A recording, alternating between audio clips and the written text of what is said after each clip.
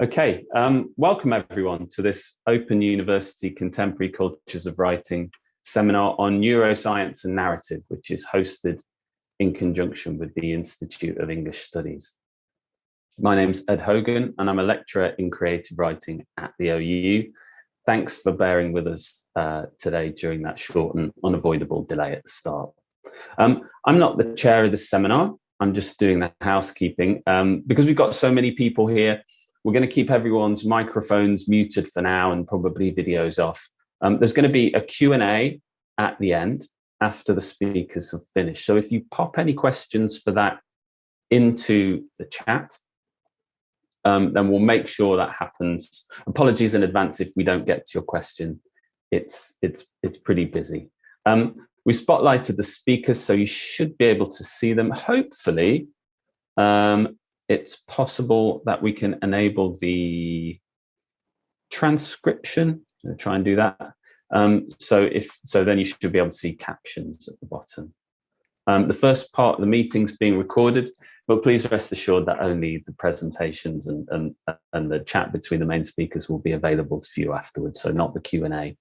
And that's it for the tech stuff. Thanks for bearing with me. Today's seminar is called Neuroscience and Narrative, Reading, Writing and the Brain. And we've got two expert speakers here, one on neuroscience and one in the arts, Christopher Comer and Ashley Taggart. And chairing this evening's event is Lania Knight, who is a lecturer at the Open University and a writer of fiction, poetry and memoir. Is there anything she can't do?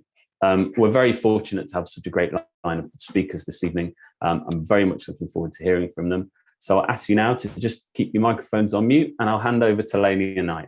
Thanks, Lania. Great. Thanks so much, Ed. Can you hear me okay? Yep. Great. Thank you. Thanks for that. So I'm Lania Knight, and I'm going to introduce Dr. Taggart and Dr. Comer, and then ask them some questions. And then we'll have time for questions from the audience at the end if you want to put them in the chat. So I'll start with introductions. Dr. Ashley Taggart works at the School of English, Drama and Film at the University College Dublin. He works primarily in the field of contemporary drama and playwriting with a special interest in the influence of science, new technologies, and evolutionary theory. His early research focused on how evolutionary concepts were assimilated into later 19th and 20th century theater, concentrating on Strindberg, Maeterlinck, and Beckett. Since then, he's worked in film, TV, and radio drama. In recent years, he's primarily worked as a writer, editor on screenplays, and has had a consistent involvement with short film. Several of his films have been screened in festivals, Cork Film Festival and Chicago Film Festival. Dr. Chris Comer is Professor Emeritus of Biological Sciences at University of Montana. His contributions to the field of neuroscience have been significant and extensive, particularly as related to identifying how the activity of specific groups of neurons are integrated to produce motor behaviors. His work has spanned multiple areas of neurobiology, including sensory function, behavior, neural evolution, signal encoding, systems neuroscience, and neural engineering. The impact of his scholarly contributions are reflected in his CV, which lists more than 60 abstract and 45 published works, including papers in journals such as Nature and Neuroscience. Professor Comer served as a program director of behavioral neuroscience at the National Science Foundation from 1993 to 1995. Most recently, he's been pursuing scholarship that lies at the interface of neuroscience and the humanities. Together, Ashley and Chris co-wrote the book Brain, Mind, and the Narrative Imagination, which was published by Bloomsbury Press, London in 2021. Thanks to both of you for being here today. I was going to start off with a question about how a neuroscientist and a drama professor came to write a book together. Could you guys tell that story? Well, I'll go, Chris. I was director of an American study abroad program here in Dublin, which I set up. And we were always looking for links with US universities. And I was over on a trip to the States, and somebody said, there's this science guy who wants to run a summer program in Dublin. Will you meet him? And of course, I'll meet him. And I met Chris, and we got on well straight away. And I think the initial idea was something like, it was like a 6-week program. I can't remember, a summer program. It was a title, something like Neurobiology and Creativity. He said, would you be able to run a course in that field? And this is right up my street. I said, yes. And so the idea was that he'd bring the brain stuff and I bring in writers and artists and a few lectures on literature and stuff like that. It was very successful and it became a recurring program. It changed its title a few times and we adapted it. At the beginning, we had a lot more work. Chris had done a lot of work on visuals. And as with the book that we wrote, we had to decide. There was just so much material about literature coming out from the neuro side that we focused more and more on literature and neuroscience. And that's where the book came. I don't know what's like from your point of view. Yeah, it's interesting. I would say that the origin of the book is a tribute to the importance of teaching in a life of a scholar, because I had taught a course. I was a senior professor at the University of Illinois, and I taught a course there on art and the brain. I had just read a book by a famous neuroscientist who spent a year living with artists, and he was very excited by what he had learned. And I decided to use that as a seminar for entering students. And so the first couple of years we did the course in Dublin, it was called Brain, Mind, and the Artistic Imagination. And it had about half visual art, half literary art. But if you spend time in Dublin, it's such a literary infused city, it was easy to realize that it would be fun to tackle that and actually had the requisite interest and expertise. And frankly, the stuff on vision and visual art is fairly straightforward. And there was a lot of progress being made, but it seemed at the time that the whole idea of looking at literary aspects of the mind from a neuroscience perspective was not very well explored, and it'd be fun to sort of dip into it.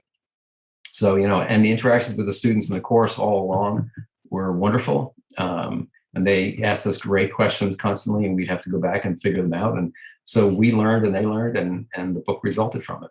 So we got to a point where the summer course was finishing and Chris was about to leave. We sat in a bar and had a pint of Guinness. And one of us said, I can't even remember which, there's a book in this. And that's really a long while later and a lot of battles later, we got there. Yeah. That's great. That's great. Thanks.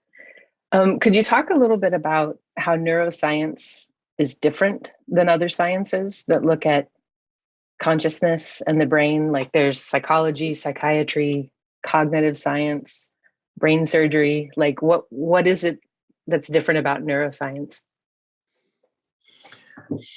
Well, so you mentioned a couple that are easy, I think fairly easy to distinguish. So you might first divide this into things which are clinically oriented. So neurology, neurosurgery are very clinical disciplines. And then the others we would call basic sciences. So neuroscience spans them both. If you go to there's a number of international meetings on neuroscience. If you go there, there will be neurosurgeons, neurologists, psychologists, engineers, cognitive scientists, and neuroscience is an umbrella that welcomes everybody. So in fact, humanists go to those meetings too, if they're interested in some of the material that's being discussed. Cognitive science is an interesting one to contrast with neuroscience because it's become very popular. And I think before neuroscience was in discussion with literary people about literature and creativity, cognitive science was. Some folks in the humanistic side, I think, realized that cognitive science might offer some ideas. But cognitive science is really the study of intelligent behavior and the modeling of that behavior. Neuroscience is different because it isn't interested in complex behavior in the abstract. It's interested in specific brains. How do human brains handle it? So cognitive science might come up with a way to say, well, here's how you could process a visual stimulus or a sentence. But what a neurobiologist like me wants to know is, how does a real human brain do it? Not how you could build an algorithm to put it into a machine, but how do the wetware of the brain actually make that happen? Which I think is a challenging but really fascinating question. Great. Ashley, could you talk about your interest in neuroscience and how you came to connect humanities and neuroscience? Well, I was always interested in science. As you said, my PhD way back in the day was about, I started off doing a biology degree, and then I switched to literature when I realized I was no good at biology. And but it was good for me, and I enjoyed it. And I was always intrigued by how little people in the arts seem to know about science or care, and the huge gulf that there seemed to be between the two, and that it seemed largely unnecessary. I mean, to be honest, there were some books that Chris sent me about neuroscience where I was struggling. Like, they were fiendish, but I learned so much. And I'm sure we'll touch on this again, but that big fear that you will, if you delve into the wetware, as Chris put it, of the brain, you're going to somehow dismiss the arts or denigrate the arts or reduce them to some kind of mechanistic mess. I think that's really misguided. And the part of the evidence for why I believe that is you can now see a lot of writers, we're mainly talking about literature here, turning to neuroscientific themes and the whole idea of the neurotypical and the neuroatypical. And we'll discuss that. I think you were going to mention neuronovels. So it's a divide within writers, those who feel it's a threat and those who think it's fascinating and can really add something, both to our reading and writing. Right. Yeah. Could you talk about what is a neuronovel? I had never heard of that before I started reading your book. Well, I think the term was coined in 2009 by Marco Ross, who's a kind of journalist, science writer, and it had been called things, I forget, that syndrome novel, and that there'd been a few terms knocking around, but neuronovels stuck and gained traction because there were so many examples of it. A few names: Ian McEwan's novel Saturday, I discussed in the book, but also Enduring Love, which is sometime before from him, which is about de Clerambault's syndrome, which is a kind of erotic fixation, that kind of mania. Writers like Mark Haddon, the Curious Tale of the Incident of the Dog in the Nighttime, that's about autism. It's a really intriguing novel. Siri Hustved wrote The Sorrows of an American about PTSD. And then people like Richard Powers, The Echo Maker, which looks at Capgras syndrome, where sometimes called imposter syndrome, where people look at their wife or their daughter or their friend or whatever, and they recognize them, but they think that they've been replaced by incredibly believable imposters. They're not the people they're pretending to be. So that's quite intriguing and a gift for a novelist, I would think. A novel that Chris loves is Jonathan Lethem, Motherless Brooklyn, which is about Tourette's. And I touch on, to take it away from novels that are specifically aimed at a syndrome, even a novel like William Golding's The Inheritors is fascinating because you're inside a Neanderthal brain. It's told, it's first person from the Neanderthal's point of view, and they've got a very different way of seeing the world and understanding the world than we do. It's a hugely challenging novel. So there are many, many novels now trying to look at consciousness, your sense of self, as well as these other conditions. So I think neuronovel, I can see why it caught on. It's a good term. And are novels, do they lend themselves particularly well to being examined in this way, as opposed to like live theater or poetry? No, novels do, because they're the most inner, the most subjective and inner. You can delve very deeply into, depends what you want to call it, consciousness, the psyche, the subjective impressions of the world in a novel. It's the ideal way to do it. And you can go very, very deep, depending on whether it's first person, third person, what the character has. If you're looking at those various neurological conditions, you can take the reader into what seems like a very alien consciousness, and you can pull them along with you. And so the novel is ideal for this. I would say more than theater in some ways. There are theater pieces certainly that are trying to engage with some of these, but for me, the novel goes deeper and further, or can do. Right. Thanks. Could either of you or both of you talk about the process of interdisciplinary, cross-disciplinary, how it was to write this book, to propose it, to actually write it, to sell it to Bloomsbury, whatever you're allowed to say. You can see we're both smiling. So everybody pays great lip service to transdisciplinary, cross-disciplinary work and says, what a wonderful idea. And then you start writing this stuff and they all from their little silos start shelling you and saying, oh, you can't say that. You can't cross into here. You're trespassing in my territory. So it was a battle, you know. But I think at the end of the day, we just dug in and kept going. And, you know, it's not, we're not saying that there's no gap between the literature and science, or the arts and the sciences. I mean, there's the C.P. Snow lecture that became a book called The Two Cultures. Those two cultures are still there, but there's a lot of movement across the border. They're a lot more porous. And it's actually a very exciting time for anyone interested in literature, fictional, imaginative literature. I think it's a really exciting time, and we've got an awful lot to gain. But Chris is always keen to say, and I'm sure he'll talk about it, about how much the arts have affected the sciences, how much they've influenced the brain sciences and neurosciences. Yeah, I like to call that the relative value question. You know, sometimes people will think, is this just about science brings great things to the humanities? No, it's also about humanities bring amazing things to science. So, for example, if you're interested in something complex, like how we process information in a novel, how we understand it, how we appreciate its literariness, that's a complicated set of cognitive processes.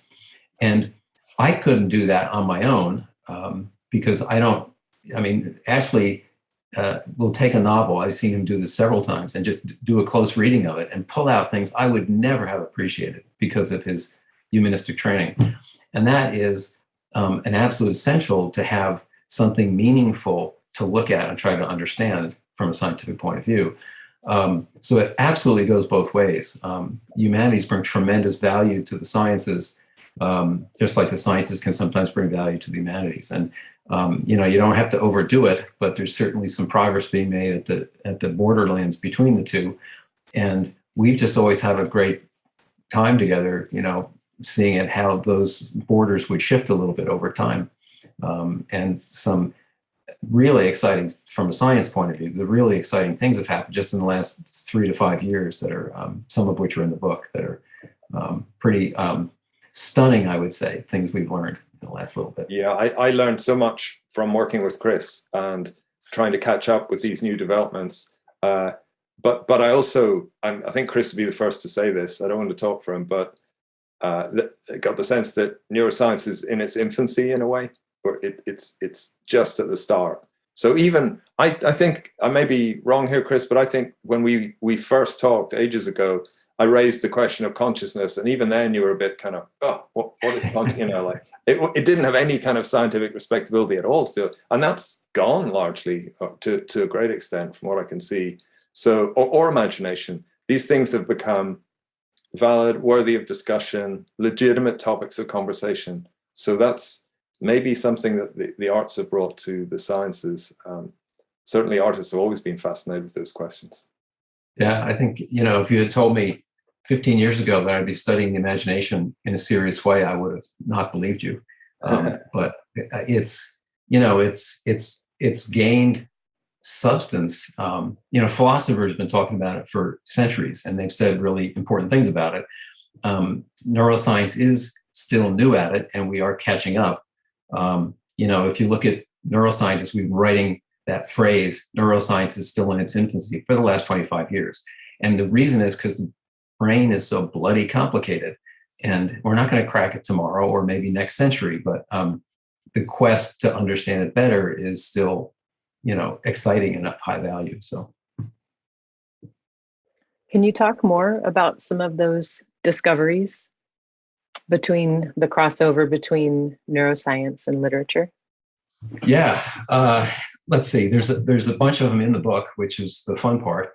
I would say one, and this is kind of an overarching theme in the book, is the impact of culture on our brain and our mind. You know, often these are treated as somewhat disparate things that you can't really connect them. But there's wonderful work that's been done about how the reading brain comes about. So, we're not born able to read, and that makes sense, right? Because language as it's written is a cultural invention. It's not something that evolved.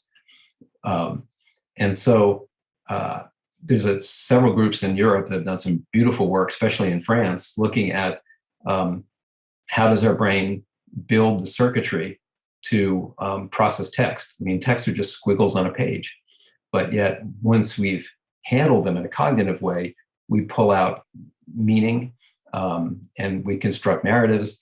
And you have to start with how you just understand what a word means. And there's a certain part of the brain, the back of the brain, where visual signals come in, and an area that it took about 10, 15 years to argue this out and figure it out, but an area called the visual word form area, which is present there, but we're not born with it. We take a part of the brain that processes certain kinds of visual information, and we recycle it into this culturally demanded thing, right? We are all educated, we have to learn our language. Yeah. So there is a case, and it's just, it was so fun to go through this. The culture inscribes changes in the human brain because it's culturally significant. And, nobody knew that 20 years ago. Some people suspected it, but now we can point to a specific spot in the brain and say, this is where the changes begin. And they're not random. It's pretty much the same place in everybody's brain. In a sense, we're sort of set up so that this part of the brain happens to work well for language, and that social pressure gets written into the brains of people. And in fact, it's practically important for things like literacy studies. Not everyone processes written language the same way.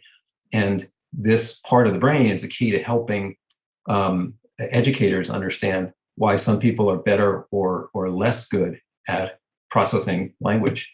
So that's that cultural impact, which, by the way, is seen at lots of other places in the brain as well. It's pretty stunning. And, one dare not think of the brain as this isolated thing that's just smart. It's a cultural, it's an important node in culture. And the whole idea of when we think about the human mind, there's a phrase, the extended mind, which I think is kind of interesting. It kind of means that the brain gives rise to the mind, but the mind is more than just a brain.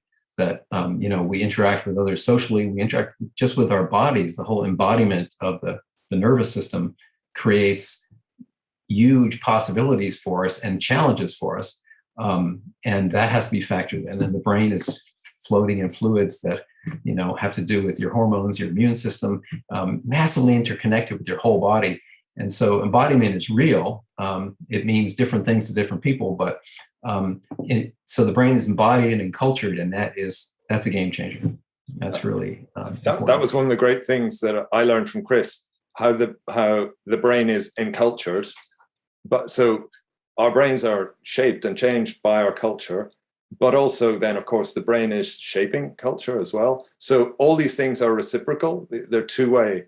And I was also intrigued by how a lot of people in the brain sciences now are not using mind or brain. They're using body mind, or, that's a term that is used. And I thought that's intriguing. And of course, the West is very slow. We've been very slow on this because of Descartes and a few others, that we separated body and mind completely. In Western traditions, such as Buddhism, it's not the case. For 1,000 years, they've understood the embodied mind, but we're catching up in that regard. And it's great to see some evidence for it as well. Wow, that's excellent. I have a question for you that's connected to something I'm interested in, disruptions to the creative process. Mm-hmm. So say, for instance, a novelist has a kind of trauma, either an emotional trauma or a physical trauma, like maybe where they're writing a novel and they have an injury and they can't continue to type, and maybe can't see their characters because they can't actually type them, or if they have like some sort of emotional trauma and are unable to imagine the world they've created in the novel. I'm just going to read a little bit from page 191. You talk about Damasio, and the subject of consciousness. And you say that he begins by articulating what he sees as the two central problems lying behind our feeling of what happens. The first being the problem of how we get a movie in the brain, how the brain makes neural patterns in its nerve cell circuits and manages to turn those neural patterns into images. And I was just wondering if you could talk a little bit about that process of the movie in the brain and what might happen if that process is disrupted or stopped, and how to get it restarted again if someone loses access to it. Well, I'll refer most of that on to Chris because more in his field than mine. However, there's an interesting thing that Stephen King wrote a book on writing. I think it's just called On Writing. And about 2/3 of the way through, he was hit by a truck or something. He was walking along the road. And so he actually talks in this book about writing about that very thing, which I think is kind of interesting. It's hard to answer specifically because there are so many different kinds of trauma. If it was emotional or psychological trauma, one of the big takeaways for me from reading a lot of this neuroscience stuff is how intimately related imagination and memory are. So if your memory is affected, it's almost like they're flip sides of the one coin, which is a phrase that Chris had used with me before. And of course, in the arts and philosophy, we've always thought that memory and imagination were related, but the more they study, the more they see how intimately related they are. And that without memory, imagination is impossible. So if I say to you, a log cabin by a stream, everyone listening is going to see a slightly different log cabin and a slightly different stream, but they all see a log cabin by a stream. And some of the theorists we talk about, like Elaine Scarry, talk about really interesting ways of bringing that alive, about the relative weakness of imagination. We like to think our imagination is pin sharp. It's not really most of the time. And it's very hard to admit that if you're if you're really into literature and stuff. There's a book by Peter Mendelssohn called What We See When We Read. And he's a visual illustrator with a very good visual imagination. And he's going, he uses Anna Karenina, I think, as his example to say, I can't really imagine Anna Karenina. And you see a little shape of Anna sort of on the page with a face blurred. I've read the descriptions, but I can't quite fill in the blanks. He's just being ruthlessly honest about what we see. So, and Elaine Scarry talks a lot about the tricks writers use to make our imaginations more sharp. So to take that log cabin by the stream, if you suddenly say a log cabin by a stream in full torrent, it suddenly becomes sharper. A log cabin by a stream in full torrent with sun-dappled shade moving across the front of it. The movement, the light, and the activity sharpen up the imagination. So I'm not sure about therapeutically or means by which you could assist someone in that, but there are certainly techniques that we're now learning about, both from the lit crit side, if you want, and from the science side. That's fascinating. Thanks. Chris, did you have more to add? Yeah, maybe I can add a little bit to that. So I think there's a good analogy here to explain what you described and why it's not surprising it happens. Think about memory. When we're under stress, it has massive impacts on the brain, and stress can just blot things right out of your memory. It's a known phenomenon. If you're very emotionally excited, I've had this happen to myself once or twice, suddenly you can't recall something that you've always known for a few minutes. It takes a while for it to come back. So stress can just sort of cause the memory circuits to misfunction a bit. Same with the imagination circuit. If you look at the brain's activity patterns during memory and imagination, as Ashley was alluding to, they're almost identical. They're not the same, but they're very close. And so there's no reason why stress shouldn't have an impact on the imagination. And if you're a writer of novels or plays or poetry, I mean, imagination is a faculty that is heavily, driving what you can do. So then the question is, well, what could you do if that was starting to wane or it was not working? As Ashley said, I mean, there's a lot of ways that can happen. So there's no one simple answer for that. But I think some of the basic neuroscience gives us at least hints of the ways you could think about it. So there's a phrase that is common over here. I don't know if it is over there, but it's use it or lose it. And most neuroscientists would acknowledge that while it's a simplistic phrase, the brain is like that. When we exercise neural circuitry, it strengthens. There's a lot of evidence for that. And so I suspect an area we need to know more about is, does memory work enhance imagination? Because they're so interrelated. There's some hints that it does, but it's not a well-studied phenomenon. But I would think that if someone is having trouble with their creative writing work, stepping back from that and engaging in activities that are parallel but can kind of work around the blockage could be helpful. And it probably is different for different people. So for example, the act of reading, as implied by Mendelssohn's work, when you read, you are taking instructions from the author, and in your mind, you're creating your own pictures. Anna Karenina is barely described in the novel, but we somehow come up with an image. So we're probably using our own memories to plug gaps in the description and come up with a nice image in our mind. So the act of reading itself is cognitively complex. And if you're having trouble writing, most writers are really good readers. Stepping away from it and just enjoying reading for a while would be a great idea.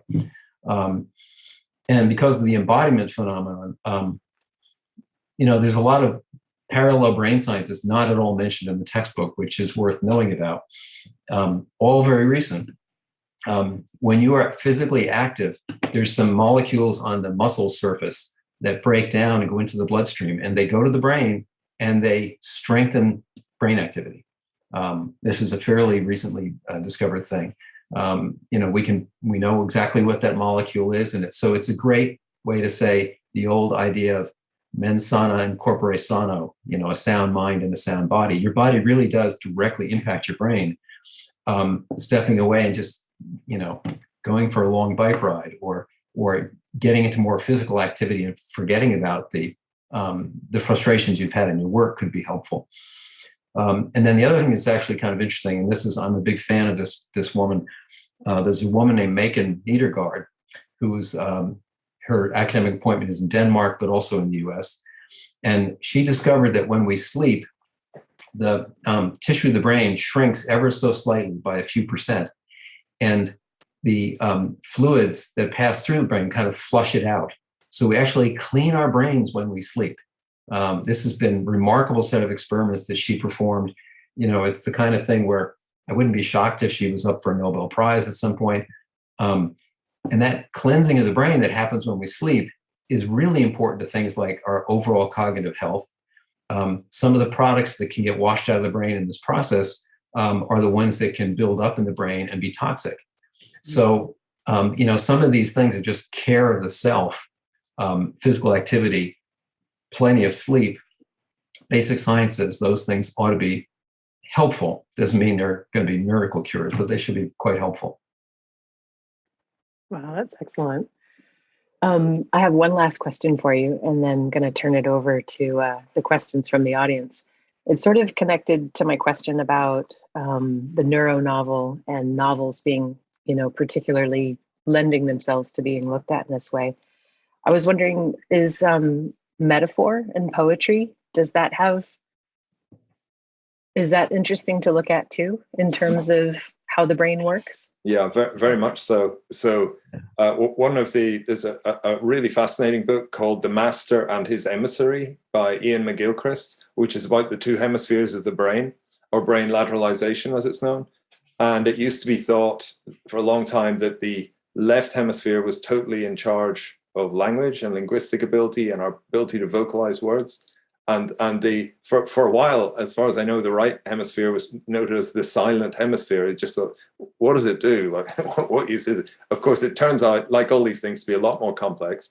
So if you have someone who has a massive right hemisphere stroke, so it's knocked out, you would think they can talk perfectly well and write well. They can, but they cannot cope with metaphor, irony, humor. Anything that isn't literal is offline. So there's a massive input from both hemispheres, although I think it's still recognized that the left dominates. What's fascinating about that book, which I'd strongly recommend, The Master and His Emissary, is that you end up looking at the world in a different way. I mean, you actually start to think, oh my God, there are two different personalities, two different ways of seeing the world in my head, and they're competing all the time. So the bridge between them, the corpus callosum in the brain, they used to think, well, they're just transferring information backwards and forwards. A large part of what it does is actually to suppress information coming from one hemisphere or the other. So it's like a couple who don't get on and the door is being slammed every so often. You know, so it really interesting stuff there. So metaphor is really interesting. And in fact, I know Chris and I would like to have written a lot more on that. Yeah, I mean, metaphor is a wonderful act of the creative mind, right? And it's more fundamental in some ways than writing a good sentence, or certainly a paragraph. And there's a lot of interesting folks in cognitive science who got interested in the humanities who have looked heavily at metaphor and how creative it can be, and when it evolves in kids and they're able to create metaphorical connections. And I actually was thinking to myself, if you are having trouble and you're blocked, let's say you're a poet or a novelist, stepping away from those particular constructions and just having some fun playing with metaphors, just like exercising your creative mind, that could be a very helpful approach too. But metaphors are, they're fun, they're powerful, and different kinds of metaphors, by the way, may be handled slightly differently in a neurological sense. That's something that's being worked on right now. And also that there's a man called Philip Davis who's done a lot of work on Shakespeare and showing how by breaking linguistic rules, by almost confounding our normal way of reading, his metaphors become so much more powerful. That's very interesting work as well. One other thing it occurred to me to bring up is I have searched recently. I was looking at, if you go into medical databases and you search under creative writing, you can find thousands of references where people have, it's there for many reasons, but have actually tried to look at underlying cognitive and psychological and neurological processes related to it. If you put in writer's block, I got 120 references back.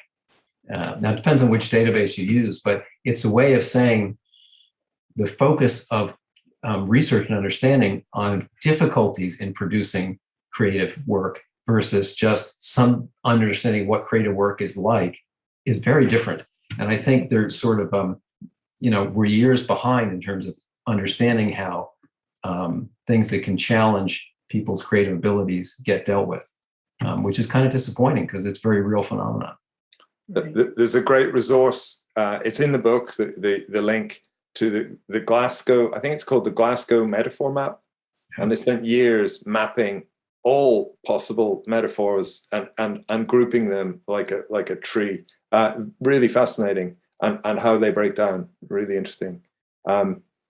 Chris had a great video of words or word groupings on the cortex of the brain, which is, I don't know, I'm not sure about the link, but that's really fascinating. You can see where particularly related groups of words kind of live in your brain, and how by making connections across the brain, you're doing something in metaphor, doing something very fundamental, very deep.